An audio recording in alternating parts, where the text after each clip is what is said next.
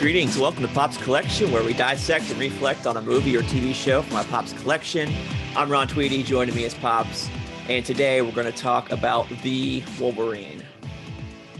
Not Wolverine, but the Wolverine. Yeah. It's like the University of Miami. Sure, yep. Or the Ohio State. Yeah. Oh my gosh. Anyways, so I guess the way we're going to be recording this, first let me just say welcome to everybody that's joining us at whatever time. We're so thankful that you're willing to spend some time with us and listen to our thoughts, and we're very thankful. I'm going to say also, because this is, by the time of this recording, it is the first week of Spring Forward. Oh, yeah. I hope that if you don't notice, I'm having espresso today. I don't know if Ron's got his coffee. This is my Vienna roast from QT. Okay, well, that's good. Anyway, sit back and relax if that's your fill, or whatever you want to do while you're listening. Yep. So again, based on this is the second Wolverine movie that this was your first time seeing. Yes, it is. And I have to say that this was a very different experience than the Origins film.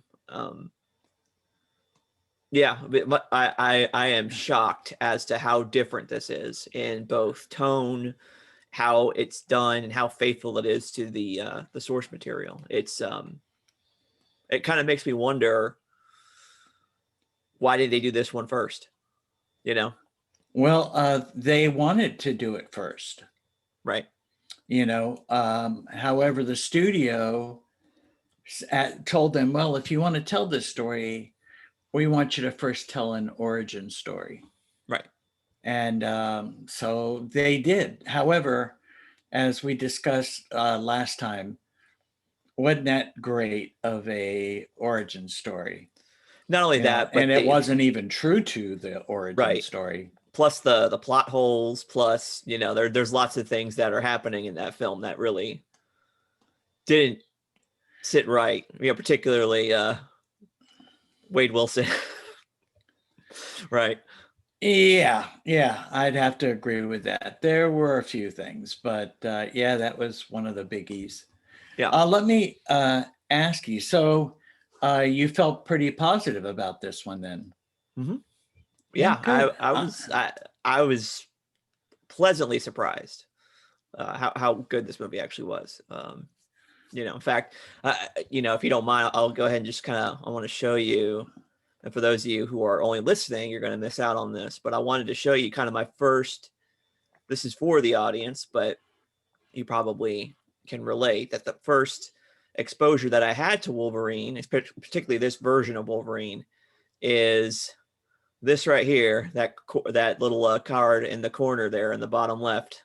You remember that from so this was the Marvel trading cards that I had as a kid for 1990, and they had a section called MVC, which stands for Most Valuable Comics, and Wolverine's limited series from 1982 was one of them. And you could look here at this, and I always thought that he had some sort of purple outfit on, because the way the card was colored, because it looks kind of weird, right? Right. Yes. But then I went back and actually read the limited series, and you can see in this one, it's definitely the brown and yellow that he's wearing. This is the limited series that happened. That was illustrated by Frank Miller and written by Chris Claremont. So already two amazing pros at telling the Marvel story are working together to do this 4-issue limited series on Wolverine, and the movie is very faithful to this, and a little bit more too. It also pulls from Uncanny X-Men around at the time as well. So I wanted to show you this picture here, because I thought for the character Viper in the film, I was like, oh, she looks like a ripoff of Hela from Thor Ragnarok, right? And I was like, no, actually, this outfit is very faithful to the movie, or the movie very faithful to the comic. It's crazy. So Yes, Anyway. a very good job that was done on that. Yeah. And I'm glad that you brought that up, because for some reason I thought that I owned that comic. Mm-hmm. And so I thought, you know what? I'm just going to go pull it out of my batch, and that way I'll just pull it up and show it to you, you know? And I have a Wolverine series, but it's a later series. Yeah. That particular series that Chris Claremont and Frank Miller did, that was the first standalone Wolverine series ever. Right. And so I imagine it's a valuable comic then. Yeah, it's funny because if you look at the back of that card, it says the street value on 1990 was $15 near mint. So it wasn't like a huge thing. And who knows how accurate that number is anyway. I think they're, because if you're looking at, let's see, I think they have Amazing Spider-Man #1, $2,700 near mint in that. So yeah, I guess you could say that those are, I don't know. Anyway. Right. But, yes. Well, at the time that your brothers got me back into comics and we were doing the Ultimate Spider-Man thing. Yes. I can remember that the very first X-Men episode was worth $1,400 at the time. Interesting. So that was early 2000s, 20 years ago. So yeah. But again, it's like I always told your brothers when they wanted to spend $60 for a Charizard Pokemon card. Yeah. I told them it's only worth what somebody is willing to pay for it. Yeah. Because some of my DVDs, I just flat out refuse. There's not even an American copy now. There was a sci-fi Nick Fury, right, B movie all the way, right, and like people that have American copies want like $50 for it, and I'm like, well, not for me. You're not getting $50, you know. Yeah. So it's only worth what somebody will pay for it. But right. Again, a great story. And I thought there was so much we can talk about on this movie. And I don't know if we'll do it as it happens, as we do the flow of the movie, or if we'll just discuss it all, at the end. But we'll see how it goes. Yeah. Yeah. Interesting that they decided to start this movie in a prison camp. Yes. Outside of Hiroshima. Mm-hmm. Or Nagasaki, right? Nagasaki, yes, I'm sorry. Yeah. That's okay. Right. Close to the A-bomb. Right, exactly. Yep. And so I thought what we got there was, in the very beginning, we get to meet a young guard who seems to care about the prisoners more than a lot of the other guards, because once the bombs start happening, right, the people in the towers are trying to kill the prisoners. That's right. And he stops them and is letting them loose. Yes. Although if he knew what that A-bomb was all about, it really wouldn't have made much difference, Yeah, indeed. So we got that. And the heads of the camp, the older generals or corporals or whatever they were, decided that it was time to commit harikari. Or seppuku is the right. That's term. True. Yes. I always joke around. It's Sudoku. Sudoku. Okay. Well, doesn't look like they were getting the numbers right there. Exactly. Yep. Yes. But to think that part of your uniform was that if you failed, you take your own life. That's right. And here this young guy was like, I'm not sure that I should do this. And we got we found that Logan was in like a well or something. That's right. and he did open it up and tell him he was free to go. Right. And Logan's like, no, come down here. This is the only safe place. And we did get that little bit of story there, that thought of, okay, yeah, this is our culture. This is what we're brought up to do, that failure is not acceptable. And that's the way I read it anyways. Yeah, I mean, it's very much, we're, as Americans, we have a justice culture, whereas the Japanese, particularly at that time, had a very honor culture. So that's kind of like the difference between the two. And like you said, if your defeat was dishonorable, that the only way to make it honorable, to restore honor, is to, kill yourself in a dignified manner. But it is funny that we see kind of the difference between Ichiro's actions versus everybody else. He's trying to save life, and he's trying to save his own life as well. And that ends up being his entire motivation for the whole film, which is really interesting, Yes. The yes. Well, of life, and his own life in particular. Right. Well, he was almost at the point that he was going to do it only because he felt compelled because of the culture and the honor tradition. But we did get that scene where Logan pushes him down the well and then covers him, and he takes the radiation. Yeah, which is a pretty cool scene. Oh, yes. Oh, yeah. I have to say that for their budget, it was, they started with a budget, they were going to go between 100 and 132 mil. They wound up going in the middle somewhere around 120 mil on it. But I think that most of their money was spent wisely. I agree. In this film. And that's one thing I will say, is that the special effects are a lot better in this one. I didn't see anything really goofy with his claws or anything like that. I thought it was well done in that respect.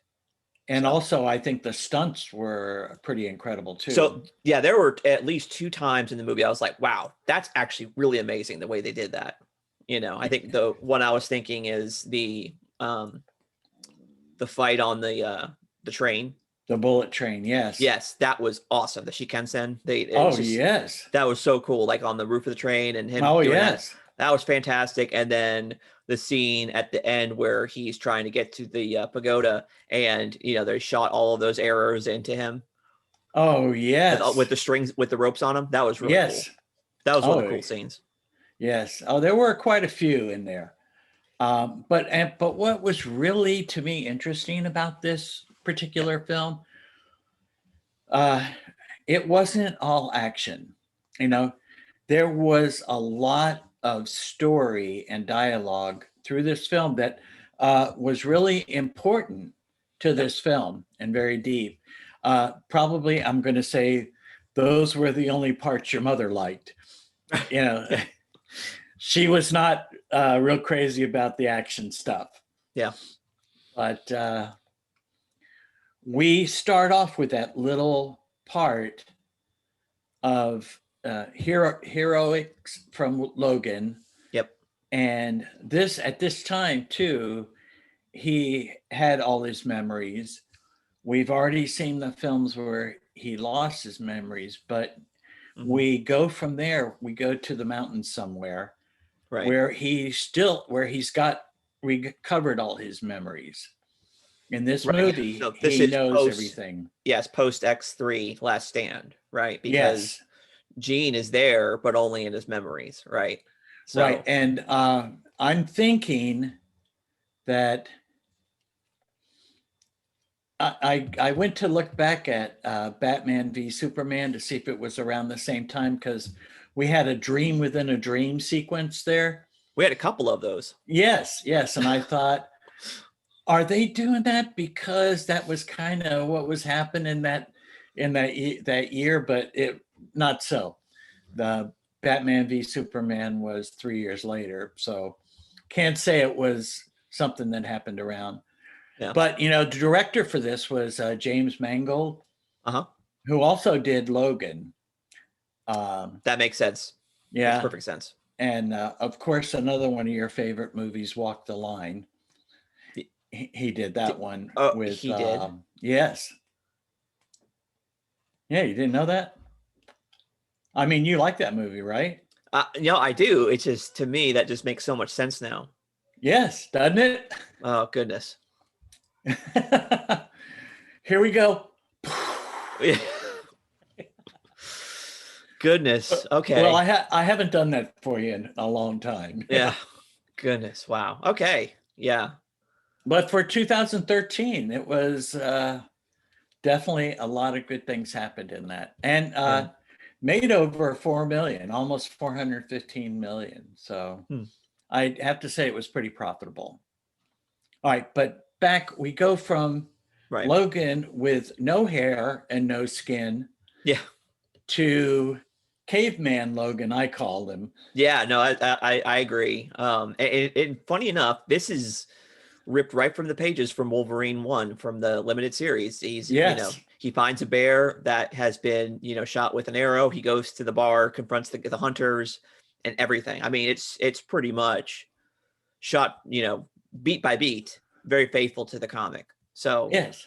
It was really cool. I mean, just yeah. So anyway. Yes, and I liked what to me that was we first saw Logan dealing with guilt because he was having the dream about Jean and about killing Jean, and then we saw that he didn't want to be the bad guy anymore. He didn't want to kill anymore because he got his memory back. Yes. And he knows what he was doing all those years. Right. And all of his life has always been about killing. Yep. So he didn't want to do that. However, when he did come across the bear, he had to kill the bear. And we notice he mentions when he goes to the bar that it was a poison arrow. Yes. And he acts like he wanted to buy a drink for the guy that shot the arrow. Yeah. But instead, he takes that arrow and sticks it in his hand and tells him, hey, you left that bear in pain and agony, and he went and killed campers. Right. So you're responsible for their deaths. Right. So, I thought after the fact that, he killed Jean because she was murdering. She was killing people, lots of people, and a lot more would have died. Yeah, including Professor. Yes. So if that guy would have killed the bear, followed him, and made sure that he was dead, those other people would not have died. Right, exactly. Yep. So I think that kind of ties those two things in. Sure.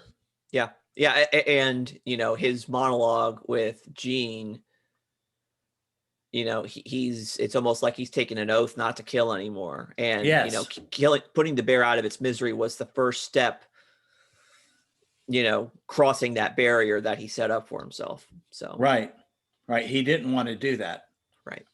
But he, out of compassion, he did it. Right. And which probably was a good thing. Oh, yeah, absolutely.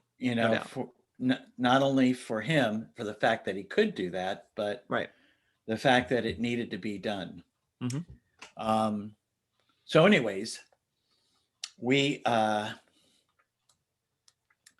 get this scene with anime girl, I call her, or Yukio. Yukio, yeah. Right? Yeah, Yukio. Could be Yu-Gi-Oh, you never know, but she's been in a few, she was in Ghost in the Shell.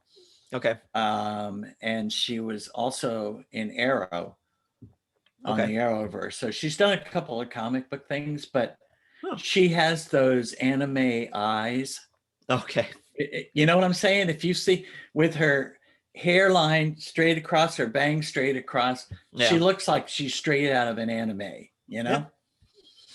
Yeah. But we get introduced to her in the bar, and we learn that she's also a mutant, that she can see death. Right. She can see other characters' deaths. Yeah. Right. Which I wonder if she could see her own also, I wonder. Yes. Yeah. At least in the comics, the answer She is yes. could. Yeah, because in that issue 172 of X-Men, when the rest of the X-Men come to Japan, because in the book, which is a little bit different, Mariko and Wolverine are going to get married, and they come for the wedding, and so Storm and Yukio end up in a fight with some bad guys, and Storm makes the observation that Yukio is fearless, like she can fight all the bad guys, and she's jumping off buildings and everything, and the reason why is because she knows she's not going to die because she's already seen her death. So right, well, that is an advantage then, I guess. Yeah, huh? I guess. Hey, we're just going to go with that. But I thought it was interesting that Logan gives this guy an option, telling him, well, hey, you shot him with a poison arrow, but right, if it's not, then you shouldn't have to worry about anything. Exactly. Yeah. So we do get a little bit of comedy. Yukio tells Logan that Yoshida or Ichiro would like to see him because he's dying. That's right. And she's been looking for him for over a year. So if he's still just dying, then, he's been hanging around for a long time waiting for Logan, Well, yeah, and which we see that as Ichiro has, I guess, amassed a great fortune. His family is very influential in Japan. He's been able to use the resources and everything to keep him alive. So I think that has a lot to do with it. Yes. Yeah. Well, that's true. Yeah. Because when he does finally decide that he will go with her. Mm-hmm. And we go from one comedy of errors in the little car. Right. He doesn't go back and it's full of junk food. Right. To getting on a plane that looks like it's a pretty sleek Learjet. Yeah. But they go through a lot of turbulence, and Logan's not real good with that. Yeah, I know. Yeah, and she's just sleeping there, Mm-hmm. But then we get to almost the entire rest of the movie. We're in Japan. Yes. And this is where we get some more things that I think meaty stuff we can talk about. Mm-hmm. First, and I think the interesting thing is that this is the 5th time Hugh Jackman has played this character Wolverine, right? Yes. So the second in the Wolverine trilogy, right? And then 4 X-Men, right? Yeah, 3 X-Men. Oh, that's right, 3 X-Men. That's right. Yeah. So this is the 5th movie. It's set in Japan, and it's talking about life and death. And so all I think of is Sean Connery's 5th portrayal of James Bond, set in Japan, talking about life and death. So you only live twice. And ninjas. Yes. Yes. And no, maybe I was thinking samurais also in Bond, but I'm not positive. I don't remember. Not in the movie, at least. Ninjas. Maybe the novel. Ninjas. I don't know. Yeah. Yeah. I seem to remember it, and I don't think it was the movie. It might have been the book. Yeah. But what we had there, what I thought when he first got there and they get to the complex, he's still Caveman. And it looks as if the son, Ichiro's son, just doesn't want him there. Yeah, Shingen. Yes, he feels pretty. You could see that he's. Oh yeah. has, you think, hatred at that time, but I think what we learned through the development of this family dynamic, Yeah. that it's more jealousy than it is hatred, you Yeah. know? Yeah, I think that's true. And then the other thing that I meant to say as the connection to You Only Live Twice, you remember when Bond and Tiger have the bath scene, Yes, and yes. Logan gets a bath too, but it's not with, pretty young Japanese women. It's these older Japanese women that are manhandling him and, scrubbing him with a brush and everything. So Yes, yes. that's hilarious. Yes. And he's like, no, I can take care of that one myself, That's great. And again, he was ripped in this particular movie too, physically. Yeah. One thing about him is that he does a lot of his own stunts. He's not afraid to do that kind of stuff. He can wear out a stunt team. Yeah. But we get to meet Mariko, his granddaughter, right? Or Yep. Mariko. Yep. Yes. And we get to meet Dr. Green. Yes. Although we don't really see a lot of her because she's in COVID-19 protocol. Yeah. Well, a lot of people are there with the masks. Yeah, that's right. Because of his cancer. Yes. But we do get to see some pretty interesting technology. Yeah. There too. Yeah, and it's funny because the observations that I made about Wolverine Origins about someone who is protect for all intents and purposes immortal. Ichiro sees that and kind of says that there's not he's trying to offer Wolverine a way out from that, an honorable death. Right, based so I thought on that was interesting. Based on his culture and his tradition, and feeling that at least at this point, we think that his intentions are honorable. Well, I think the other part of it is that he, again, going back to that thought, like, if you were stuck on this earth where all this, broken sinfulness and death and, just a cycle of violence, I mean, death in a way, your death is actually a mercy in that, because you don't have to keep on living this all the time. And so, Ichiro's point to Logan is that, hey, aren't you tired of all of this? Don't you want to just kind of, die like everybody else? I think that we discussed that a little bit, I think, in the last episode. Right. That's my point. But in this, we get another dream sequence with Jean sometime in this movie where she says to him, everyone you love dies. Right. And I thought, well, yeah, but maybe not always a, violent death, because he's going to outlive a lot of people, Yep. They're going to notice that they're getting old and he's not. Right. Although, again, with James Mangold doing Logan too, I think that was the most perfect closure movie, but we'll get into that in its time. Almost perfect, but we'll talk about it. Well, yeah. Okay. Well, let's forget about that at the moment. All right. So now, Mariko is upset, and Logan sees that because she knows that her grandfather is dying. Well, there's that, and then there's also what he said to her. Right. There's some tension between Shingen as well and Mariko. Yes, there is.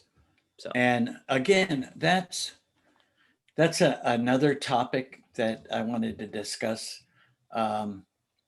As a father, you and I,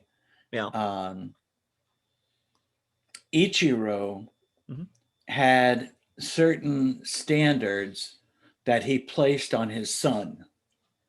Mm-hmm. And he wanted his son, he wished his son could be more like Logan.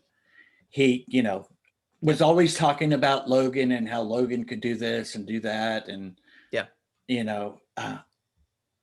I think that was not a fair thing to put on his son, Yeah. and we shouldn't, as fathers, put any kind of pressure like that on our children to be, we should just want them to be better than we are, if they can be, but in their own path, not to do what we think they should do. Right? Do you follow me? I To a point. Yeah. So I think you're on the right track, meaning we shouldn't be there. I think there's two ditches you can roll into. So I think the ditch that Ichiro runs into is the extreme of frustration and um unrealistic expectations. So he had expectations and frustrated Shingen in a way that was not helpful and it was toxic, right? Yes, it was not healthy at all. Right. But the other ditch you could roll into is to not provide your son in particular and children in general with enough guidance and challenge. Challenge is a different thing than frustrating, but it's still going to make them uncomfortable, but you need to challenge them in ways that they can grow, because if you don't do that, then they'll kind of stay where they're at and they won't reach their potential. So Right. It's your responsibility to so there's both. be So there it's for not, that. yeah. So it's not, so you still have to challenge them, but you have to challenge them in a way that's not going to frustrate. Right. Right. And you can give them guidance Right. and instruction, but not to the point of pulling them in a direction that they may not want to go, or that they may not be suited. Yeah. It may not be their interest. Mm-hmm. I was very pleased when you decided you wanted to play guitar, and I gave you every opportunity I could to help you along that path, even though alto sax didn't turn out to be one of your favorites. No.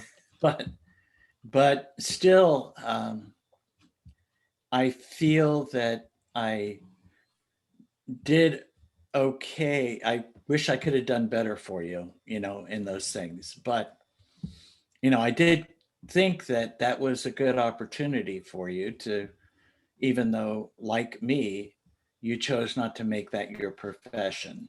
Yeah. So, and I'm happy that I see that you are guiding and instructing your children along all these different paths that it lifts me up, Sure. Yeah. But if we have more than one children, they're all different. Yeah.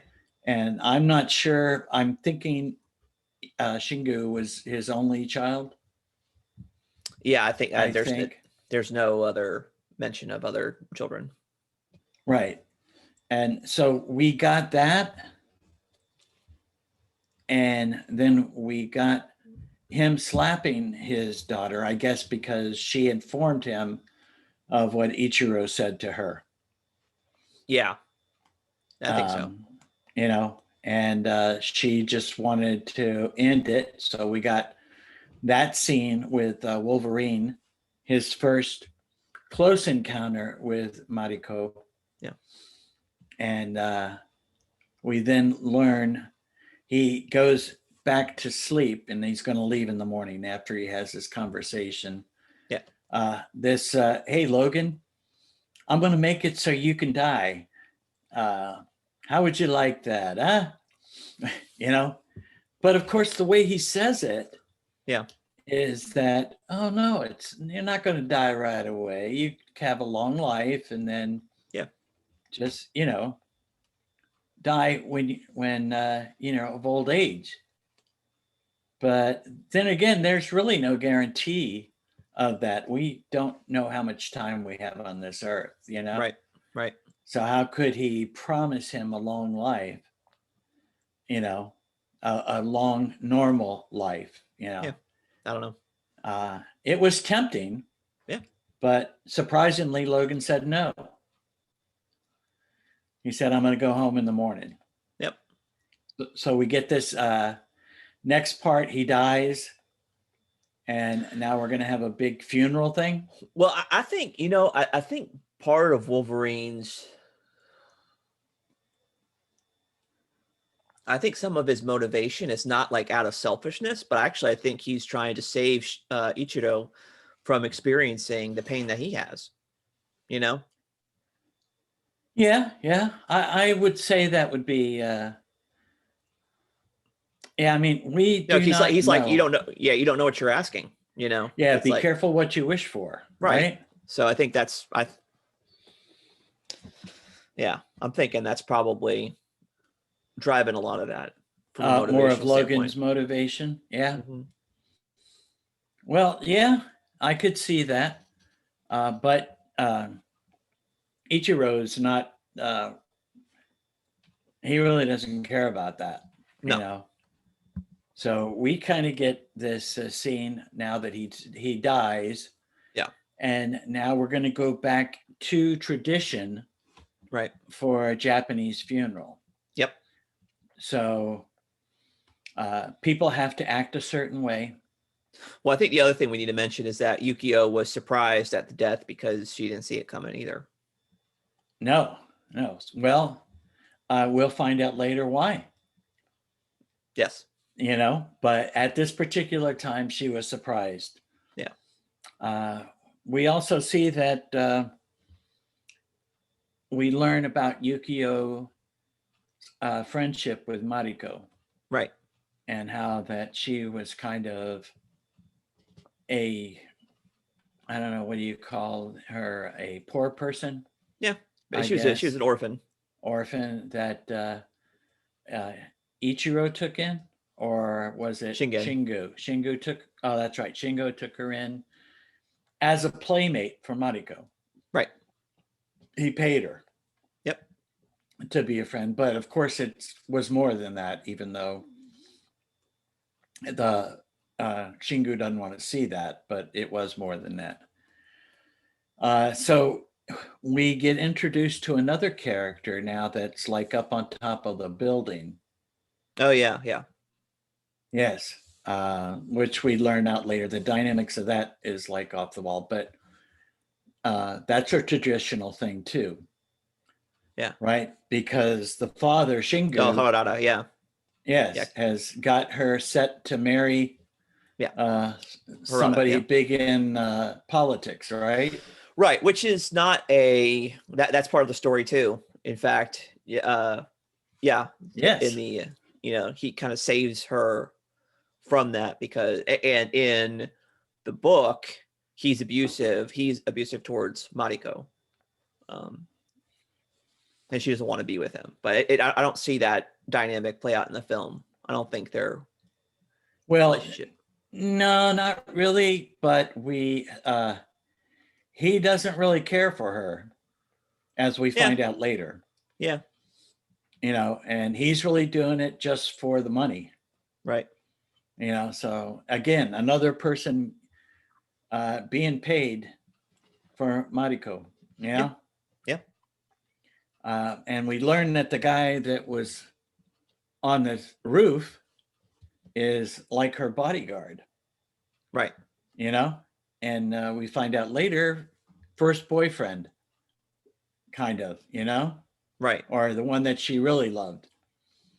But again, because of their tradition and their culture, there's really nothing she could do about it. Her father got her set to marry that guy. That's the way it was going to be, right? Right. And not only that, but the reason why is because Ichido spent the family fortune keeping himself alive. And so Shingen, the only way for him to save face and to get money back into the company was to, arrange this marriage. So it kind of saves their, saves face. Right. Okay. Well, yes, At least but that's what the book is. The book says that. right. Right. Well, we also get this. Uh, the funeral is going to happen a certain way, Right. and we see that there's a silver samurai there, and the silver samurai is supposed to protect him in death. Yeah. Right. Right. Right. And Logan notices tattoos on the priest's arms Yep. that are not priest tattoos. Well, that's another thing about Japanese culture is that, in general, tattoos are a sign of the Yakuza. Most people in Japan don't have tattoos, and if you do, that's kind of a stereotype. They just assume that you're in the Japanese mafia or Yakuza. Yes, which is So, what yeah, they call the Japanese mafia. So. which is absolutely he's proven to be right in this case, right? He is, and Yeah. So the night before, he was having another dream sequence, right. and he thought he had a dream with Dr. Green giving him a kiss. Yeah. Yeah. That was weird. Yes, and he's going to save Mariko because he knows that they're Yakuza, and he gets shot. Yeah. And he doesn't heal. Right. Right. And he's like, what the, you know? Yeah. So we spend a long time in this movie with one of your favorite chase scenes. Yeah. On the bullet train, off the bullet train. Interesting, the Love Hotel. Yeah. It was kind of, he is still not healing after all this time. And right. He's still doing all this stuff to protect Mariko. Yep. With his issues. Right. Which was really like, wow. Mm-hmm. Yep. Like I said, the stunts on that were incredible. Yeah. And I've never seen a bullet train, so I'm only assuming that it was a real bullet train. Yeah. But I can't believe that. Well, I know they weren't doing those stunts that fast. Oh no. That had to be CG. Yeah. But most of it anyways. Right. That was not an action scene in the Wolverine limited series, so that was something they made specifically for the movie. I think I didn't see it any other place. Which right. it was really. I don't know if there was in '82. Was there a bullet train? The original series was 1982. Yeah, you're right. I don't know. So I don't think that there would be a bullet train at that time. There might have been, but anyway, but yeah. So that happens. They hide out in Nagasaki where the old house was, and so he goes back literally to the same place where he saved Ichiro's life all those years ago, and then Mariko gets taken, and Yukio shows up. Yes, and we should before you go there, we should stress that they start having a relationship with each other. Right. Yeah. We don't want to forget that. Sure. And this was another part where we had the tradition and the customs, because she makes him this meal, and he takes the chopsticks and sticks them up. Oh yeah. And she tells him, "No, it's bad luck. You can't do that." Right. And he's like, "Well, I really don't believe in that stuff." And he does it again, and she puts him down again. Right. But she tried to tell him how to put his kimono on, a robe, whatever you want to call it, how it needed to be fastened a certain way. Yeah. So we have one person that's still steep in the culture and the tradition, and one not at all. Right. And not willing to, or not seeing the advantages of this honored type culture. because I still believe that it's someone that way. Maybe not so much today as it was in previous time, but I think more Well, so. I don't know. I think it's more just an ignorance thing than anything else. For Wolverine's part, he's the equivalent of an old man. He doesn't care. He's set in his ways. That's what it is. Well, yeah, a very old man. Yeah, and it's gonna get a lot worse before it gets better. So yeah, so that happens. You're right. That is an important scene. She gets captured. They go, and then Wolverine realizes that the reason there's something wrong with him, that he needs to go get an internal view of something that's happening. So they go back to the place where Ichiro was. And right. And it just so happens that that's where Mariko winds up, because she was kidnapped before that. Yeah. So yeah, that's where you get to see the bug that's like on his heart or whatever. It was really weird. Yes. Yeah, it was strange. Yeah. And then, of course, the part your mom got grossed out about was him cutting into his heart. And, that's where we had Yukio said, we can't go back there because I saw you holding your heart in your hand. Yeah, you're dying. Yeah. You're dying. Right. So, which he did die, but then he came right back. So. Yes. And he really wasn't holding his heart. He was holding that thing from his heart. The thing that actually Dr. Green, or as we find out a little later, Viper. Right. Or she's also known as Madam Hydra, which is another alias for her. So. Interesting. Yep. Yeah, in fact, her original appearance, number one, was first appearance was in Captain America in 110. So really, yeah. See, and I didn't go back that far with her. It's perfect. It'd be a perfect segue to introduce them into the MCU. But oh well. Yeah, they didn't do that. No. Well, I think that Fox still had the rights. Yeah, to they did. But I'm just saying. That would have been. Yeah. Oh yeah. Of course, Hydra's not a thing anymore in the MCU anyway, so. Yes, it's not. Well, it's kind of interesting because she, according to her origin story in this movie, she's immune to all poisons. Right. So I kind of correlated that we started off with a poison arrow.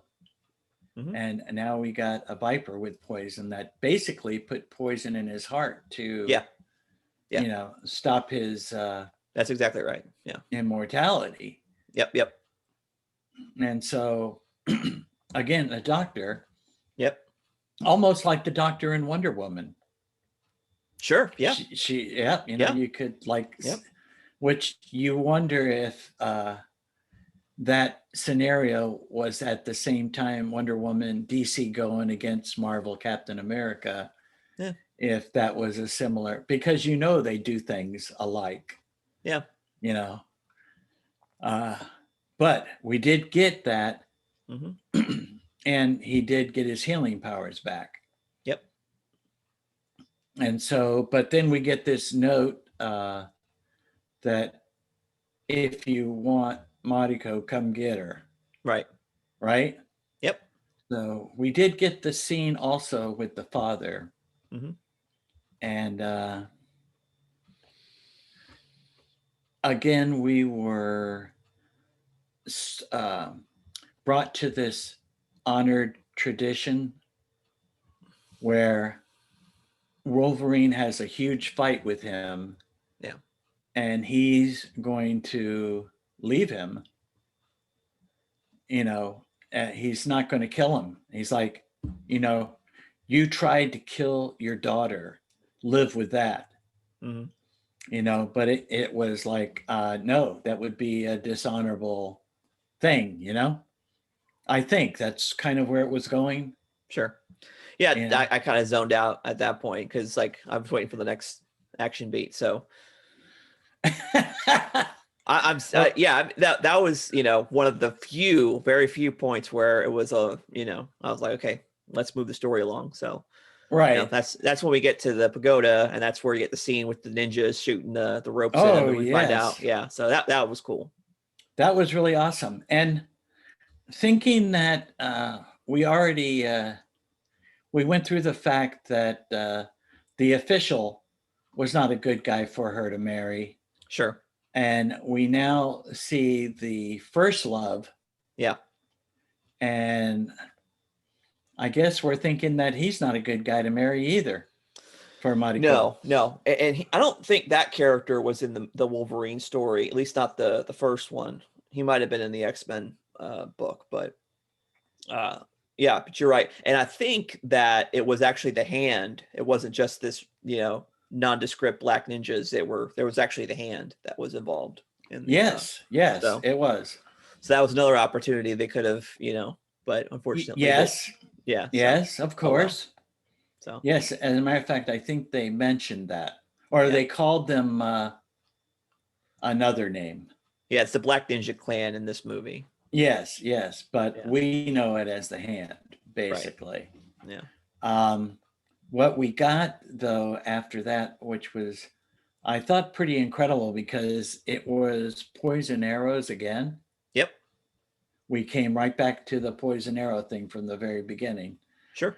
However, it took an awful lot of poison arrows to get him down because he had his healing powers back, I think. Yeah. Right. Agreed. But then we finally get to what I told you was the origin story, the Silver Samurai. Right. Yeah. Yeah. Finally, at the end of the movie. Yeah.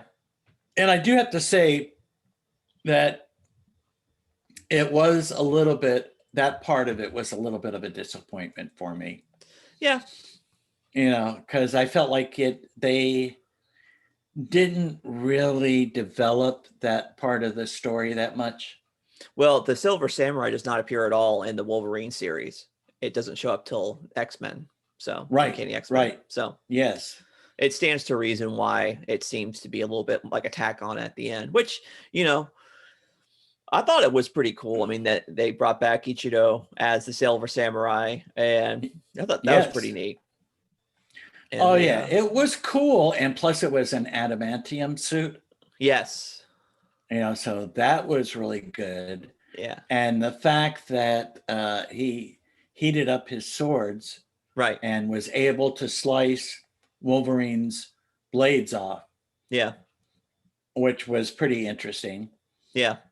And the whole thing with the drills going into his fists to take out his immortality or partial immortality, whatever you want to call it, healing powers. Yeah. And we saw Ichiro coming back to being a young guy again. Right. And after this whole movie of Logan saving Mariko, now it's Mariko's turn to save him. Right. Yep. And we also have Yukio fighting Viper. Yep.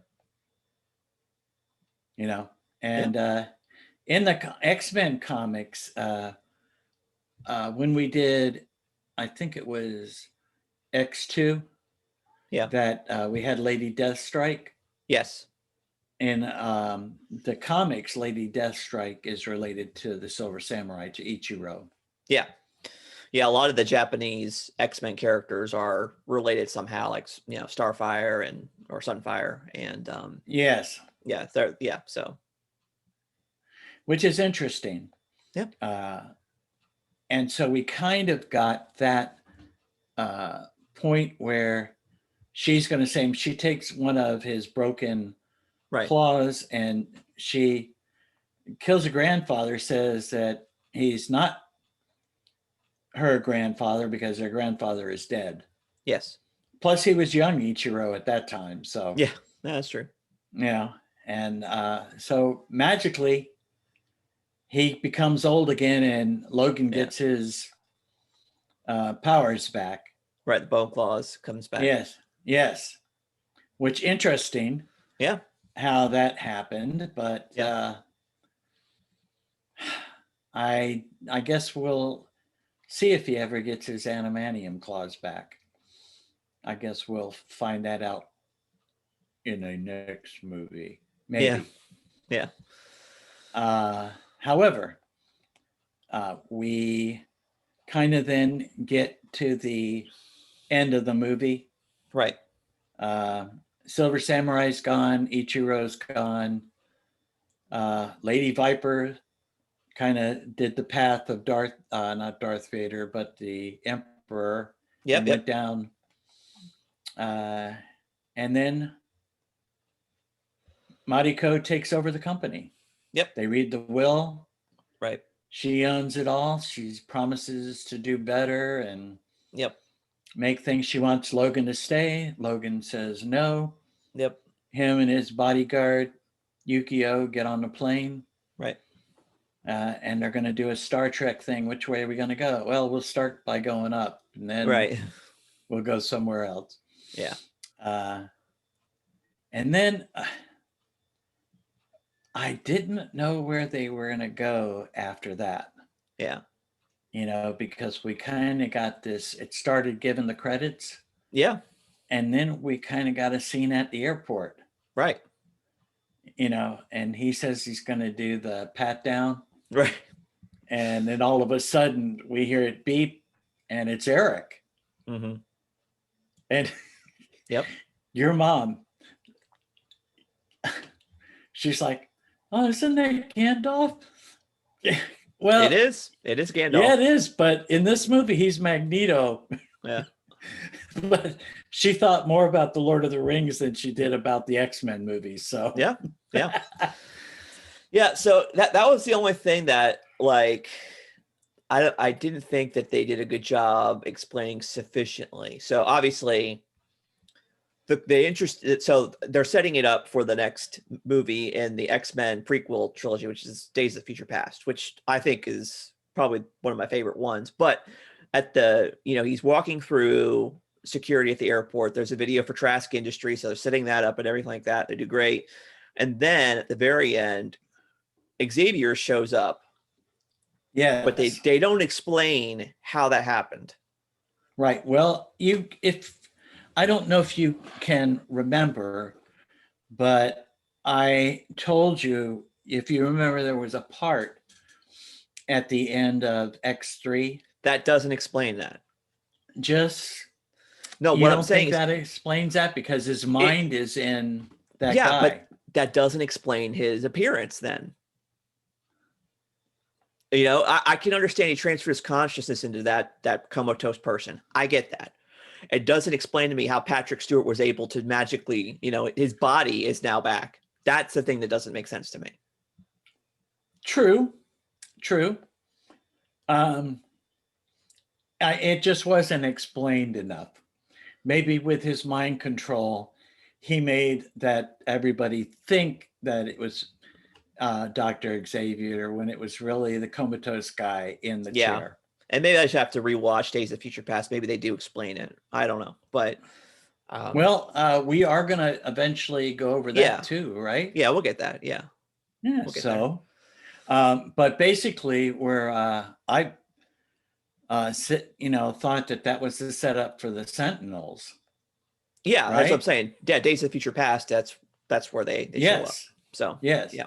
Although they did kind of show up in the X2 fight room. Yeah, the danger room. Yeah. Yeah, the danger room where Wolverine cut his head off. Mm-hmm. So they kind of showed up there, which they really weren't around then, were they? Yeah. No. No. So I thought that was I was like you, a little confused about it, but I was very thankful that it was a real Patrick Stewart and not the CG scary one that was in I agree. The Origins movie. I mean, that guy was scary, or the CG was scary on that one. Yeah.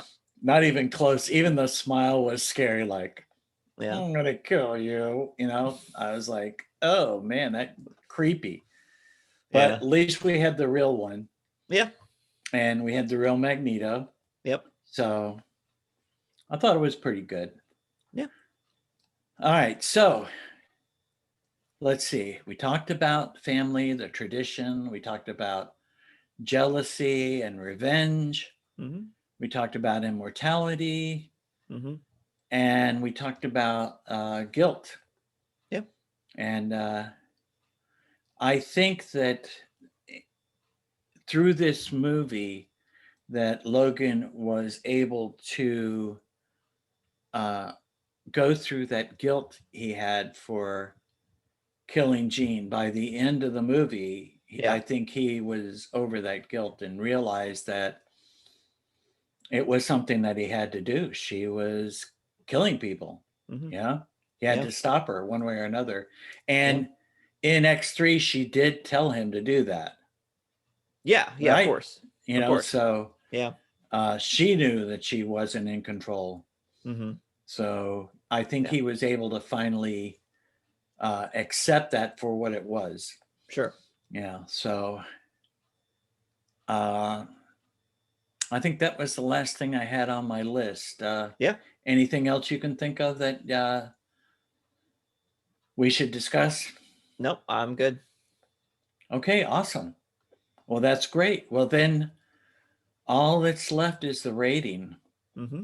Yep. And I'm going to let you go first this time. Okay. No pressure. As my son, I'm not putting you under any pressure to have the same score as me, but you know.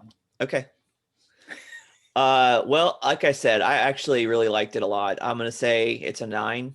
It's almost a perfect movie. Like I said, there were some slow parts, but overall, I think what makes it such a high score for me is how faithful they were to the original comic, and they were still able to marry it up to the current X-Men canon in the films as well. In the X-Men book at the time, Jean Grey was killed as well. So, Logan dealing with the grief of the loss of Jean Grey was a perfect way to, to deal with that. Yeah. So to me, I thought that was brilliant.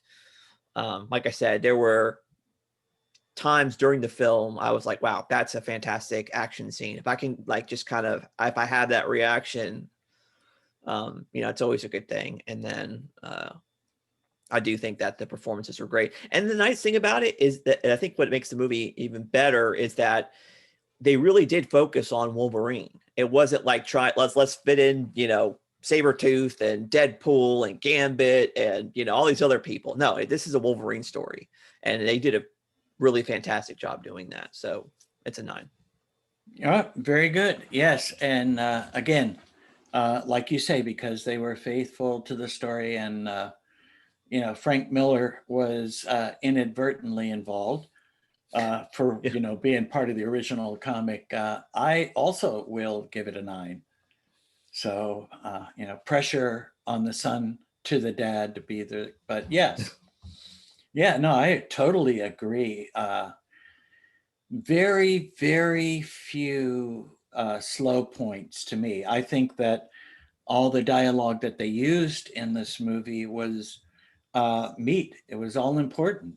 Yeah, agreed. It was all part of the story that, sometimes there's a lot of, which there was a little bit of this in this movie, a little bit of the slow parts where it was almost Charlie Brownish, wah, wah, wah, wah, but you know what I mean.